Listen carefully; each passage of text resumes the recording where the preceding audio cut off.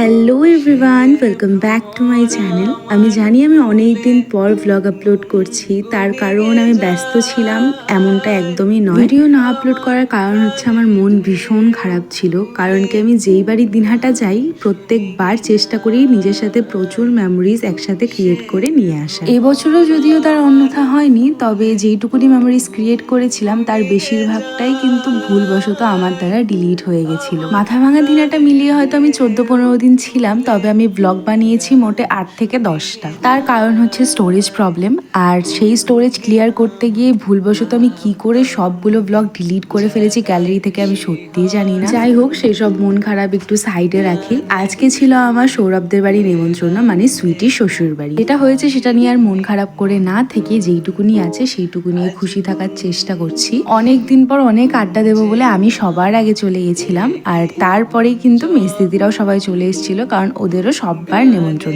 ছিল আজকে। আর সবার প্রথমেই যে আমাকে পাকিস্তানি স্টাইলের ওই কুর্তা সেটটা পরতে দেখলে, এটা কিন্তু আমাকে ছোট মামি গিফট করেছে। এটা আসলে একটা কুর্তা সেটের পিস ছিল যেটা মামি কাশ্মীর থেকে এনে দিয়েছিল, এবং মামি যেহেতু টেইলারিং এর কাজ করে তো মামি আমাকে কুর্তা সেটটা বানিয়ে দিয়েছে। যাই হোক, নিচে এক পর্ব খাওয়া দাওয়া শেষ করে চলে এসেছিলাম উপরে। প্রথমে তো সুইটির ঘরে বসে টিভিতে আমার ব্লগ চালিয়ে দেখা হচ্ছিল, আর তারপরে সৌরভের ঘরে এসে আমরা সবাই শুয়ে বসে এখানে দিচ্ছি আড্ডা।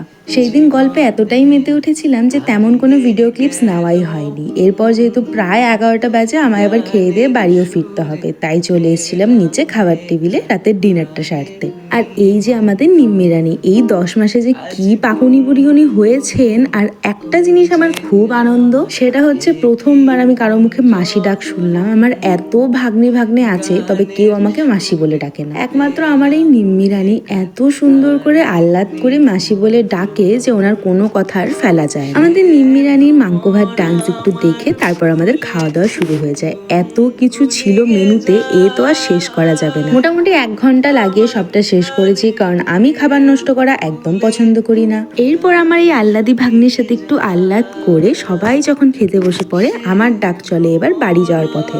তাই সবাইকে টাটা বলে রাত 11:30 নাগাদ রওনা হই বাড়ি যাওয়ার পথে। তাহলে আজকের ব্লগটা এখানেই শেষ করি। এরপর দেখা হবে তোমাদের সাথে একটা হাবিজাবি ব্লগের সাথে। টাটা।